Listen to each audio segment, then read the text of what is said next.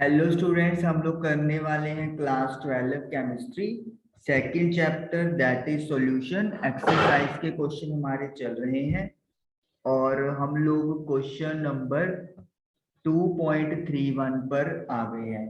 तो आज जो हमारे क्वेश्चंस हैं वो वेंट ऑफ फैक्टर से रिलेटेड है।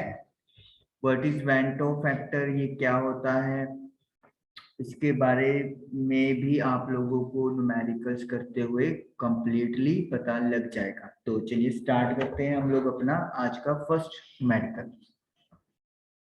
The depression in freezing point of water observe of the same amount of acetic acid, trichloroacetic acid and trifluoroacetic acid increases in the order given above।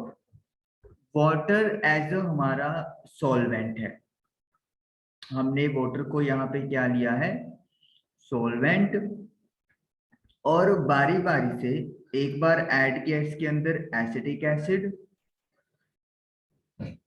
दूसरी बार water में add किया गया है try chloro acetic acid, और third beaker लगा लो जिसमें water है उसमें ऐड किया ट्राई फ्लोरो एसिडिक एसिड। एसिडिक एसिड क्या है, CH3COOH होता है। ट्राइक्लोरो एसिडिक मतलब C के साथ 3 क्लोरीन की एटम्स और COOH होगा। ट्राइफ्लोरो एसिडिक मतलब क्लोरीन सॉरी कार्बन के साथ 3 फ्लोरीन एंड COOH होगा।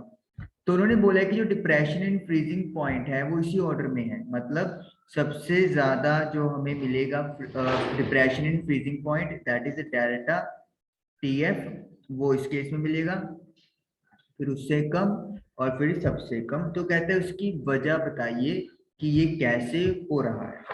ओके, अभी तक आप लोगों को जो डिप्रेशन है फ्रीजिंग पॉइंट या कोई भी और प्रॉपर्टी का फॉर्मूला, जैसे हमारे पास फॉर्मूला पड़ा KF multiply by M molality.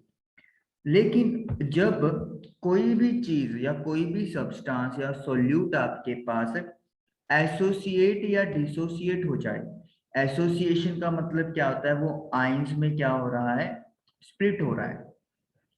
Sorry, dissociation, dissociation का मतलब क्या है, वो आइंस में स्प्लिट हो रहा है, और एसोसिएशन मतलब उसके जो मॉलिक्यूल्स हैं वो आपस में जुड़ रहे हैं। तब एक फैक्टर और यहाँ पे अटैच हो जाता है that is called Vento factor, जिसे हम लोग आई से डेनोट करते हैं। और जो फॉर्मूला है वो भी आपका चेंज हो जाता है, आई यानी कि Vento factor KF into M के साथ मल्टीप्लाई में लग जाएगा। अगर मैं होल पर्पस की बात करूं तो पर्पस क्या है ये चीज, कि एसोसिएशन या डिसोसिएशन होने की वजह से जो एक्चुअल में फ्रीजिंग पॉइंट डिप्रेशन जाना चाहिए था वो नहीं जाता, उसमें कुछ ना कुछ चेंज हो जाते हैं, और वो इसी वजह से होते हैं एसोसिएशन या डिसोसिएशन की वजह से।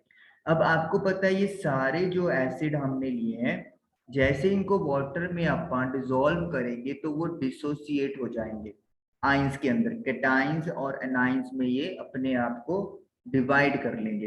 तो उस वजह से जो आपको फ्रीजिंग पॉइंट है उसमें क्या होगा, आई फैक्टर का यानी वेंटो फैक्टर का जो है वो रोल चला जाएगा।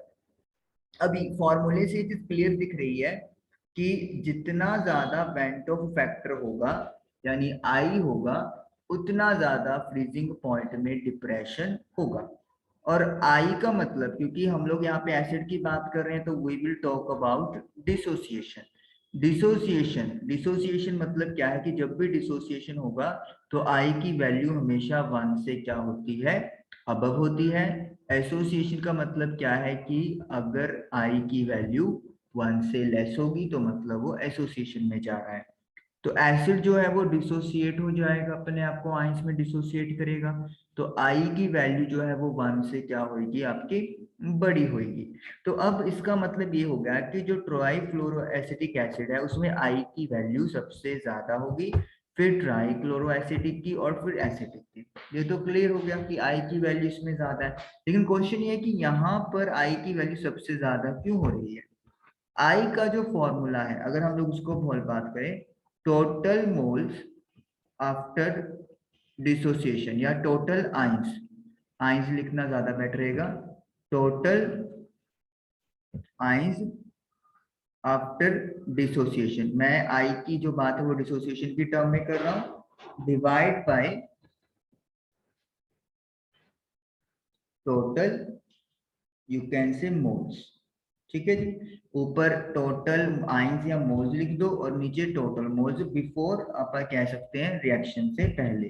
तो यहाँ पे क्या चीज है आपके पास कि जो आई की वैल्यू 1 है, तो इसका मतलब क्या है, डिसोसिएशन के बाद जो आइंस बनेंगे वो ज्यादा बनेंगे।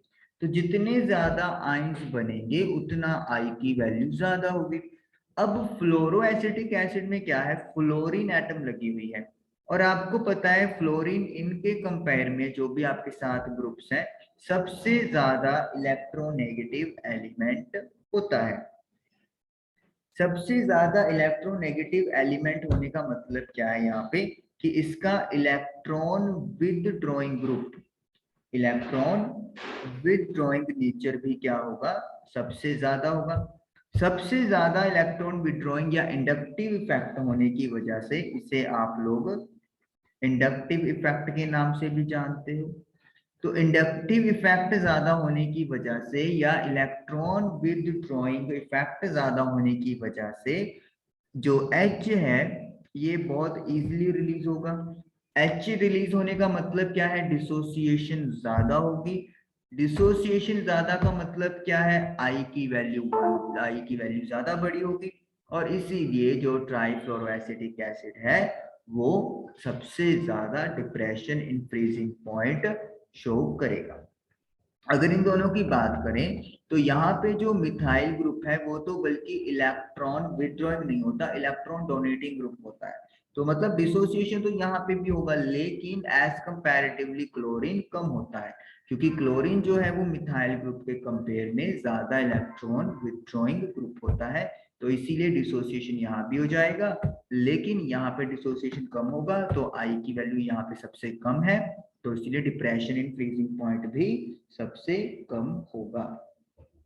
तो मतलब सिंपल क्या याद रखना है, जितना ज्यादा आइंस बनेगा उतना ज्यादा आई की वैल्यू होगी और उतना ज्यादा डिप्रेशन इन फ्रीजिंग पॉइंट चला जाएगा।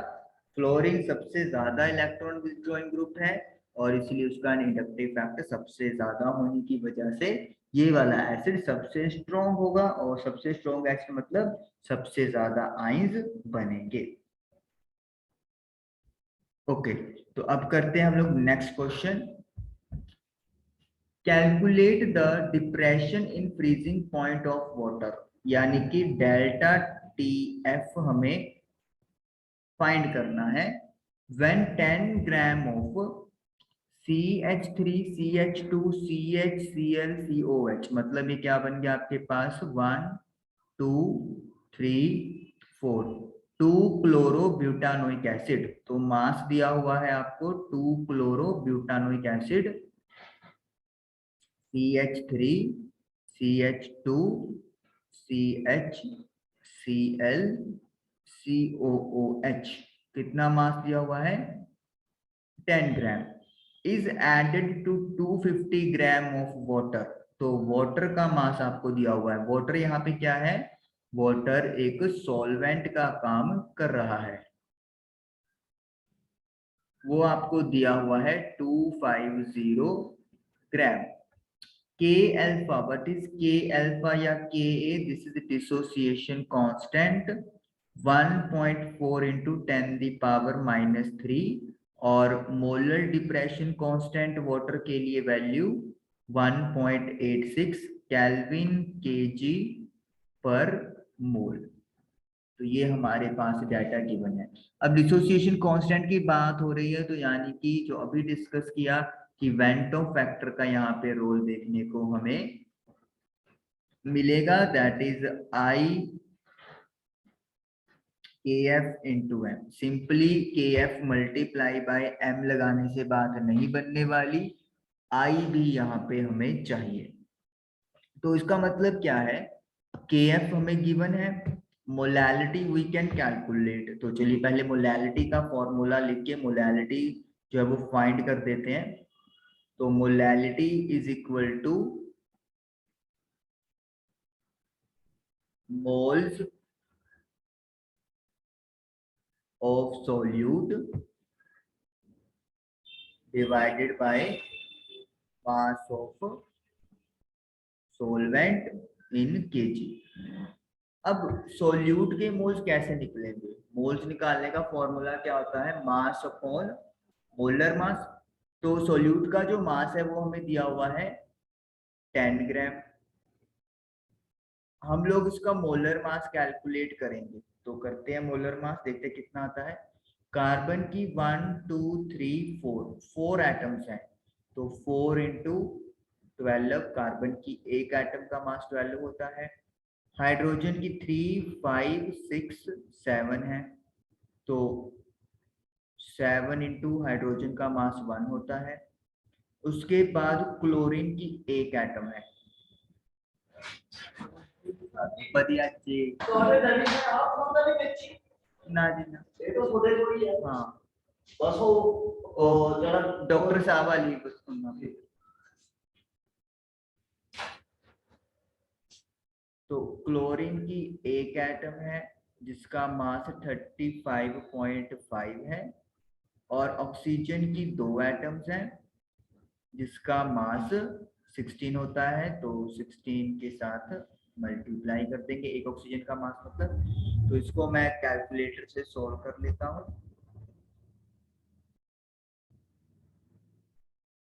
48 प्लस 7 प्लस 35.5 प्लस 32, तो 122.5 ग्राम पर मोल सोल्यूट के मोल्स, मतलब सॉरी मोलर मास आ गया हमारे पास 2 क्लोरो ब्यूटानोइक एसिड का। डिवाइड करना है मास ऑफ सोलवेंट जो 250 ग्राम है, और ग्राम के किलोग्राम बनाने के लिए 1000 से डिवाइड करेंगे तो वो 1000 ऊपर चला जाएगा। अब इसको अपन कर लेते हैं सोल्व। तो 10 इंटू 4 40, 122.5, तो 0.326, ये हमारे पास जो है वो मोलैलिटी आ गई। स्मॉल एम या मोल पर केजी भी लिख सकते हैं। तो मोलैलिटी आ चुकी है, के एफ दिया हुआ है। अब हमारे पास क्या चीज रहती है, अब हमें जो कैलकुलेट करना है वो करना है आई। आई यानी वेंटो फैक्टर। आई का फॉर्मूला जो है वो अभी अपन ने लिखा था, तो हम लोग उस फॉर्मूले को दोबारा एक बार रिक्रिएट कर लेते हैं। I is equal to total moles after dissociation, या फिर एट इक्विलिब्रियम भी आप बोल सकते हैं, डिवाइडेड बाय इनिशियल मोल्स। अब उसके लिए हमारे पास क्या चीज है, हमें इस रिएक्शन को लिखना पड़ेगा। कैसे? डिसोसिएशन रिएक्शन कैसे होगी, CH3 CH2 CH Cl COOH। जब ये डिसोसिएट होगा तो क्या होगा, एनाइन वाला जो पार्ट है ये अलग हो जाएगा, और हाइड्रोजन का जो आयन है कैटाइन वो अलग हो जाएगा। अब स्टार्टिंग में क्या है, स्टार्टिंग की बात करें इनिशियल मोल्स, यहाँ पे जो एसिड है इसके मोल कितने हम लोग मान लेते हैं 1, और स्टार्टिंग में तो रिएक्शन कुछ भी नहीं हो रहा है, डिसॉल्व भी नहीं किया, मान लो तो 0 0 है। तो इक्विलिब्रियम पे क्या होगा, यहां पर सपोज कर लेते हैं कि alpha is the degree of dissociation. What is alpha? Alpha is the degree of dissociation, कि इतने जो मोल्स हैं वो आपस में डिस्कनेक्ट हो गए या आपस में डिसोसिएट टूट गए। सारे के सारे तो नहीं हो पाएंगे, लेकिन जितने हो गए उसको हमने क्या मान लिया, अल्फा लेट कर लिया। तो फिर ये जो अल्फा यहाँ से अलग हुए हैं वो किस में कन्वर्ट होंगे, नेगेटिव और पॉजिटिव में। अल्फा अलग हुए, अल्फा ही नेगेटिव बन गया और अल्फा ही पॉजिटिव बन गया। जैसे सपोज कर लो ए कोई चीज है, बी और सी में वो टूट रही है। ए पहले 1 था, बी और सी 0 था। अब ए में क्या हुआ कि 0.2 जो था, एक हिस्सा अलग हो गया। अब जो 0.2 हिस्सा है वो एक्चुअली में क्या चीज है, वो आपका बी और सी की है नंबरिंग के अकॉर्डिंगली। तो 0.2 बी का चला गया और 0.2 सी का चला गया। याद रखिए डिग्री ऑफ डिसोसिएशन मतलब हम लोग बात कर रहे हैं कि टोटल 1 में से कितने जो आइंस हैं वो टूट गए हैं, अलग हो गए। तो जो टूटे आइंस वो अपने आप को क्या कर लेंगे, डबल क्वांटिटी में करेंगे ना। कि सपोज कर लो इसके एक आइन टूटा, तो एक जो है वो एक इसका बन जाएगा नेगेटिव और एक पॉजिटिव हो जाएगा, तो डबल हो गया। तो उसी के accordingly alpha 1 minus alpha, alpha और अल्फा में कन्वर्ट हो जाएगा। हाँ ये बात अलग है कि अगर यहाँ पर इनके आगे कुछ वैल्यू लगी होती तो उसको भी कंसिडर करते, लेकिन अभी यहाँ पे नहीं लगा हुआ तो अभी अपने को कंसिडर करने की जरूरत नहीं है। हम लोग खामखा में कंफ्यूज ही होंगे। तो हमें क्या याद रखना है, अगर सिंपल इसी तरीके से रिएक्शन हो रहा है तो अगर अल्फा डिग्री ऑफ डिसोसिएशन है तो अल्फा यहाँ पे भी और अल्फा यहाँ पे भी H पॉजिटिव के आइंस या मोल्स बन जाएंगे। तो फॉर्मूला के अकॉर्डिंगली आई की वैल्यू जो है वो टोटल मोल आफ्टर डिसोसिएशन, कितने मोल्स बने, 1 minus alpha plus alpha plus alpha. तो अल्फा के साथ एक अल्फा तो कट जाएगा, तो यानी कि 1 प्लस अल्फा आ गया। इनिशियल कितने मोल्स है स्टार्टिंग में, 1 है। तो इसका मतलब है आई की वैल्यू जो है वो आ गई 1 प्लस अल्फा। तो यानी अब अगर हमें आई कैलकुलेट करना है तो मुझे अल्फा की वैल्यू यहाँ पर चाहिए। अगर अल्फा की वैल्यू मुझे मिल गई तो फिर मेरा इजीली आई कैलकुलेट हो जाएगा। और अल्फा किसके साथ कनेक्ट होगा, it will be connected with this dissociation constant. चलिए इसको इरेज करते हैं थोड़ा सा पार्ट।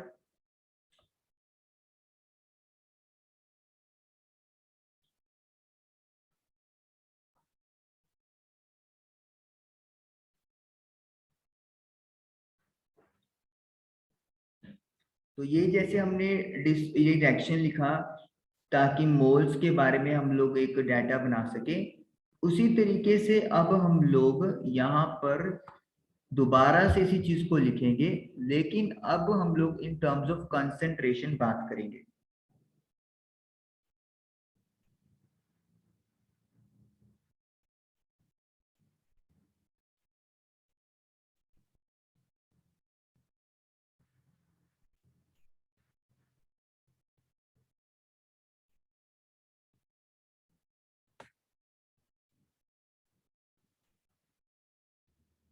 ओके, तो ये हमारे पास वैल्यू आ गई, मतलब ये हमारे पास एक रिएक्शन अपने लिख ली। इनिशियल कॉन्सेंट्रेशन, स्टार्टिंग में जो कॉन्सेंट्रेशन है वो मान लेते हैं अपन सी है, सी मोल पर लीटर जो एसिड है, और प्रोडक्ट की तो कोई कंसेंट्रेशन होगी नहीं तो दोनों की 0। अब इक्विलिब्रियम पे जब डिसोसिएशन हो गया जितना होना था, तो सपोज कर लो कंसेंट्रेशन कितनी कम हो गई, सी अल्फा से कम हो गई।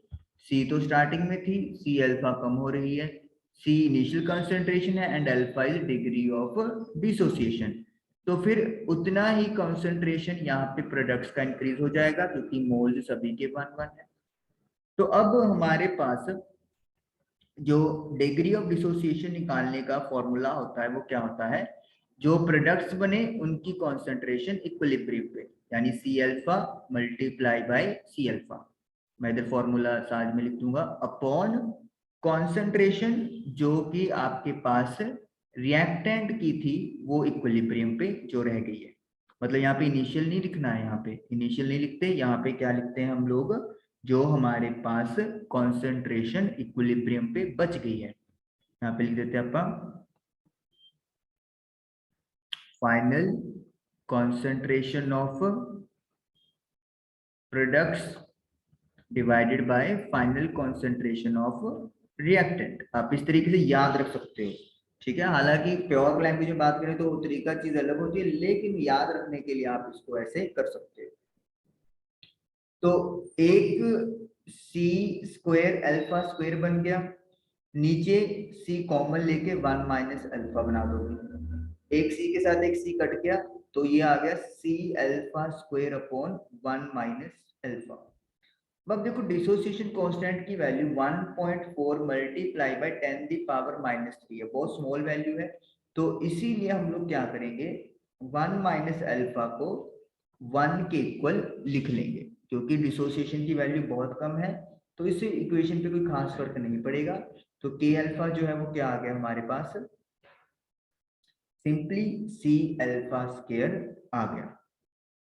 अब क्या करना है, अब आपको पता ही लग गया होगा, मैथमेटिक्स में चाहेंगे अब अपन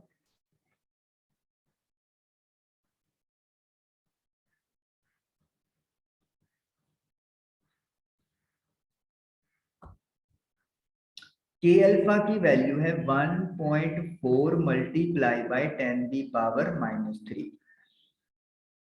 सी इज द कॉन्सेंट्रेशन, कॉन्सेंट्रेशन मतलब यहाँ पे आप इसको मोलैलिटी के इक्वल पुट कर सकते हैं। जी हाँ, हम लोग मोलैलिटी के इक्वल इसको पुट कर देंगे।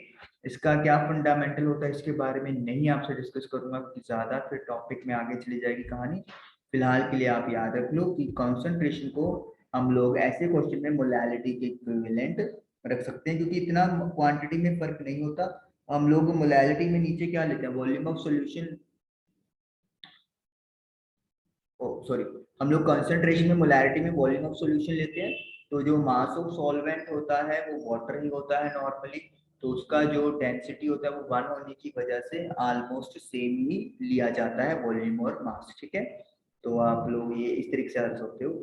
तो अल्फा स्क्वायर की वैल्यू आ गई 1.4 10 दी पावर -3 डिवाइडेड बाय 0.326। तो अल्फा की वैल्यू कैसी आएगी, इसका आप पे क्या लगाना पड़ेगा, रूट।